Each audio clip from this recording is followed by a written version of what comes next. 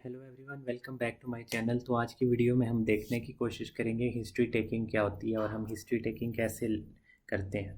तो effective history लेने के लिए हमारे पास कुछ चीज़ें हैं जिसको आपको जहन में रखना पड़ेगा। तो ये जो वीडियो मैंने ये जिस बुक से ली है, तो ये है बेड साइड टेक्निक्स है, जो कि वेरी कॉमन बुक है जो हम पाकिस्तान में ज़्यादातर इस्तेमाल करते हैं। तो जुड़े रहिए इस वीडियो के साथ। तो हम स्टार्ट करते हैं। तो सबसे पहले हम देख लेते हैं कि हिस्ट्री टेकिंग होता क्या है। तो हिस्ट्री टेकिंग असल में हमारे पास हम जो है वो पेशेंट का हम इंटरव्यू ले रहे होते हैं या वो चीज़ें समझने की कोशिश कर रहे होते हैं कि जो वो अपनी बीमारी के बारे में जानता है। जैसा कि यहाँ पे इन्होंने लिखा हुआ है, तो history taking is an interview with a patient aimed at understanding the nature of his illness. It can be defined as to know about the patient's illness as he knows. The process of history taking cannot be restricted to a predefined pattern, has to be modified according to the patient's symptoms, attitude, age, and level of literacy. Following guidelines are helpful in learning the art of history taking. अब कुछ हमारे पास जो है guidelines है जो हमें देखनी पड़ेंगी। उसके बाद यह है कि हम प्रॉपर हिस्ट्री टेकिंग जो है लेना वो स्टार्ट करेंगे। तो सबसे पहले हम देख लेते हैं कि कौन सी ऐसी कॉमन चीज़ें हैं जिनका हमें ध्यान रखना पड़ेगा।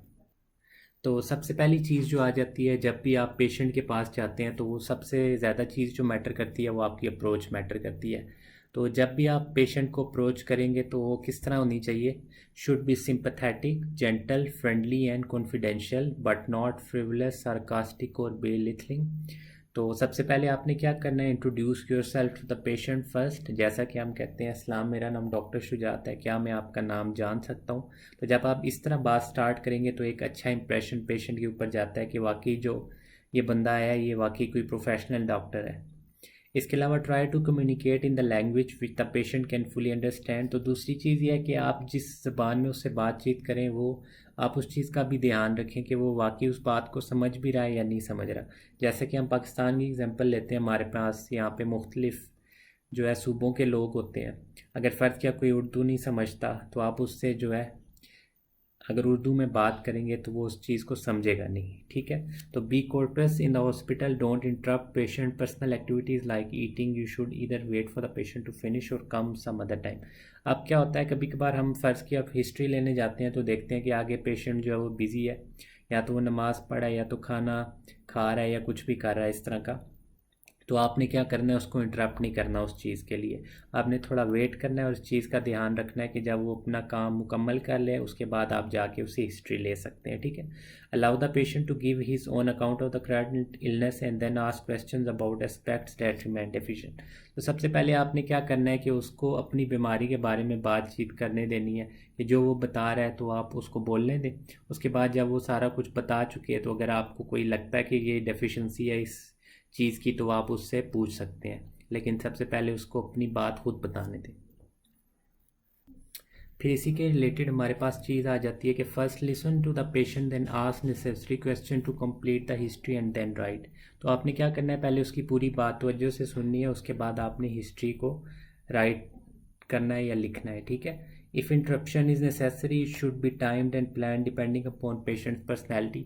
तो आप फ़र्ज़ किया कभी किसी पेशेंट के पास आप जाते हैं तो आप उससे हिस्ट्री के बारे में सवाल करते हैं, लेकिन वो आपको आगे पीछे की सारी बात बता देगा, लेकिन वो जो बीमारी के बारे में अपनी बात नहीं कर रहा होगा। तो ऐसी कंडीशन में आपने क्या करना है, उसको जब इंटरप्ट करना है तो वो कोशिश करें कि बहुत ज़्यादा केयरफुली और प्लान तरीके से आप उसको इंटरप्ट करें, जिससे उसको ये ना लगे कि ये मेरी बात से जान छुड़वा रहा है या तंग आ चुका है। ठीक है। Try to avoid asking leading question. Example, a question that can be answered in yes or no, or have you got pain in the chest or diarrhoea, instead have you got any pain anywhere, how are your balls.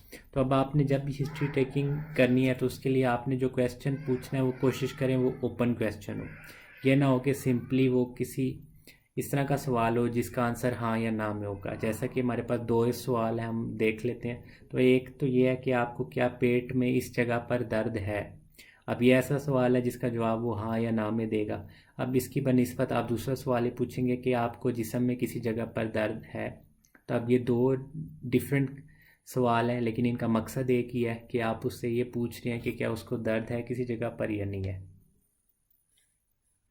अब दूसरी चीज़ ये है कि try to avoid asking leading question, जैसा कि a question that can be answered in yes or no, have you got pain in the chest or diarrhoea, instead ask have you got any pain anywhere, how are your bowels. तो अब आपने क्या करना है कि कोशिश करनी है कि वो सवाल जो भी आपने पूछना है वो ओपन क्वेश्चन हो। दूसरे पे आ जाता है हमारे पास, encourage the patient to give details of his symptoms and discourage the use of pseudo medical terms. अब क्या होता है कि हमारे माशरे में ज़्यादातर कुछ ऐसी चीज़ें हैं जो कि लोग खुद से जिनका डायग्नोसिस बना देते हैं या वो आगे पीछे से सुनते हैं लोगों की बातों को, तो वो उनको भी लगता है शायद मुझे भी यही मसला है। जैसा कि मोस्ट कॉमन हमारे पास टर्म जो है जो लोग यूज़ करते हैं वो है जी मुझे तेज़ाबियत हो गई है, ठीक है।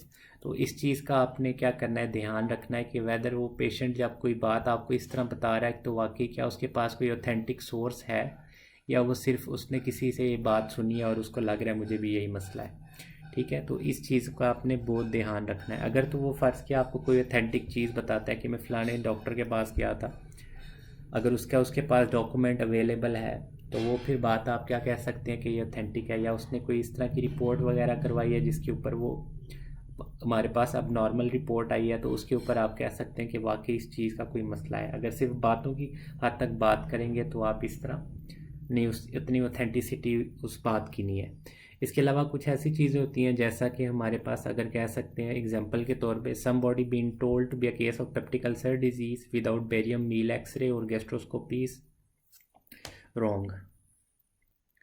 अब फॉर एग्जांपल हमारे पास आ जाता है कोई पेशेंट कहता है जी मुझे पेप्टिक अल्सर डिजीज़ है, लेकिन उसने कोई प्रॉपर इस तरह का टेस्ट वगैरह या इन्वेस्टिगेशन वगैरह नहीं करवाई हुई जिसके ऊपर वो चीज़ आती है, तो वो जो डायग्नोसिस वगैरह है वो ऑथेंटिक नहीं होगा।